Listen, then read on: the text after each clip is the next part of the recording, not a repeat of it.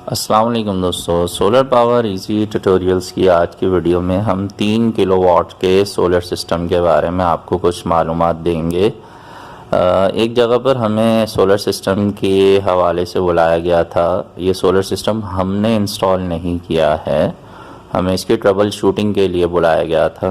तो ये जो सोलर पैनल्स हैं ये विदाउट वारंटी जो सोलर पैनल्स मिलते हैं वो वाले हैं। 300 वाट्स के 8 सोलर पैनल्स हैं और एक सोलर पैनल की जो कीमत है वो 12,000 रुपये है। तो मेरा मशवरा हमेशा ये होता है कि आप वारंटी वाले सोलर पैनल्स इस्तेमाल कीजिए, इस तरह के सोलर पैनल्स इस्तेमाल ना करें। यहाँ पर आप जो इन्वर्टर देख रहे हैं ये इन्वेरेक्स कंपनी का 3.2 किलोवाट का सोलर इन्वर्टर है और ये वाला जो इन्वर्टर है ये सिर्फ 1500 वाट्स के सोलर पैनल्स को सपोर्ट करता है। और मैं इस तरह के इन्वर्टर्स का मशवरा नहीं देता हूँ। हमेशा याद रखिएगा कि जब भी आपको कभी 3 किलोवाट का सोलर सिस्टम लगाना हो तो आप ऐसा इन्वर्टर ख़रीदें या जिनसे आप सोलर सिस्टम लगवा रहे हैं उनसे पहले ये बात तय कर लें कि हमें 3 किलोवाट का ऐसा इन्वर्टर चाहिए जो कि 3000 वाट्स के सोलर पैनल्स को सपोर्ट करता हो, ताकि आप ज़्यादा से ज़्यादा फ्री की बिजली बना सकें। सोलर पैनल्स की मदद से जो बिजली बनाई जाती है वो बिल्कुल मुफ्त होती है। तो इन्वर्टर में जितनी ज़्यादा कैपेसिटी होगी सोलर पैनल्स की सपोर्ट की, उतने ज़्यादा आप सोलर पैनल्स उसके साथ लगा सकेंगे।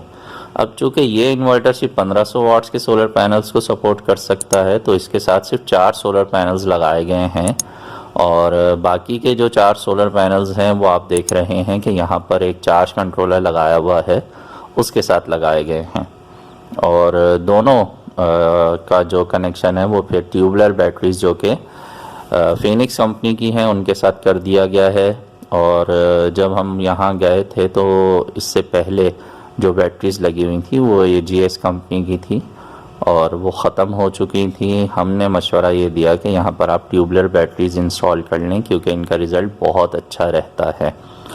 बहरहाल जब भी सोलर सिस्टम आपको लगवाना हो आप भी इस बात की एहतियात कीजिएगा कि आप कभी भी जो आम बैटरीज़ हैं उनका इस्तेमाल ना करें अगर बजट का प्रॉब्लम नहीं है तो, वरना तो कुछ भी किया जा सकता है। और अगर बजट है तो फिर ट्यूबलर बैटरीज़ पर ही इसरार करें और ट्यूबलर बैटरीज़ ही अपने सोलर सिस्टम के साथ इंस्टॉल करें।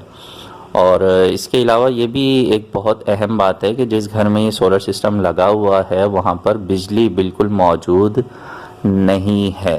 तो दिन भर ये सोलर की मदद से अपना लोड चलाते हैं और रात में इमरजेंसी की सूरत में इनके यहाँ जनरेटर का इस्तेमाल किया जाता है।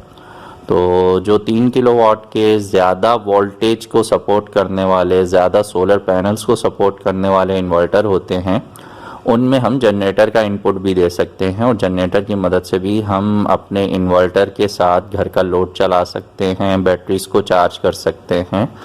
और डायरेक्ट तो ज़ाहिर है जनरेटर से घर का लोड चलाया ही जा सकता है।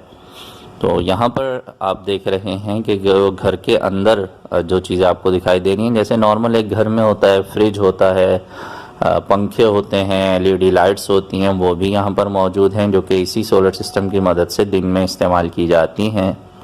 और इसके अलावा यहाँ पर जो है एक बहुत ही अहम पॉइंट ये है कि चूँकि इनके यहाँ रात में फ्रिज बंद रहता है, तो अगर आप भी ये करना चाहते हैं कि दिन में फ्रिज का इस्तेमाल करें और रात में ना करें, तो जो फ्रीज़र वाला हिस्सा होता है फ्रिज का, उसके अंदर आप जो 1.5 लीटर की पेप्सी कोका कोला की बोतलें होती हैं उनमें पानी भर के रख दें और वो दिन भर में बर्फ़ बन जाएगी और फिर रात में आपको वही जो पानी की बोतलों में जमी हुई बर्फ़ है वो पूरे फ्रिज की कूलिंग का काम करती रहेगी। और इस तरह आप रात में फ्रिज को बंद भी कर सकते हैं, बिजली की भी बचत कर सकते हैं। और अगर सिर्फ सोलर सिस्टम पे ही घर का लोड चल रहा है तो बैटरीज की बचत आप कर सकते हैं। यहाँ पर जो इनका किचन है, यहाँ गैस मौजूद नहीं थी। इनके यहाँ जो खाना पकाने का मामला है वो सिलेंडर वाली गैस की यानी एलपीजी की मदद से किया जाता है, जो कि सर्दियों में अक्सर शॉर्ट हो जाती है।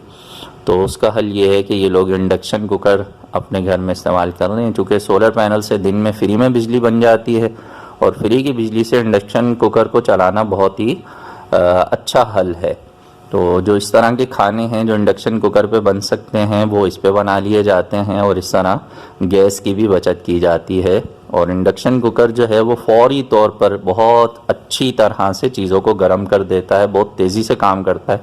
सेकंड्स के अंदर ये आपका जो चाय, पानी, दूध वगैरह के उबालने का काम है वो कर देता है। और 240 वाट पे हम यहाँ पानी उबाल रहे हैं, जो कि वीडियो आप देख रहे हैं बिल्कुल नॉर्मल चल रही है। हमने बिल्कुल तेज़ नहीं की हुई वीडियो को, उसकी जो स्पीड है वो ज़्यादा नहीं की हुई। और ये 1 मिनट से 2 मिनट के अंदर अंदर पानी उबलने लग गया था। तो इस तरह सोलर सिस्टम की मदद से जो आप अपने घर का खाने पकाने का मामला है वो भी फ्री में कर सकते हैं। दिन में तमाम खाने आप बना लें और रात में सिर्फ गर्म करने की नौबत आएगी।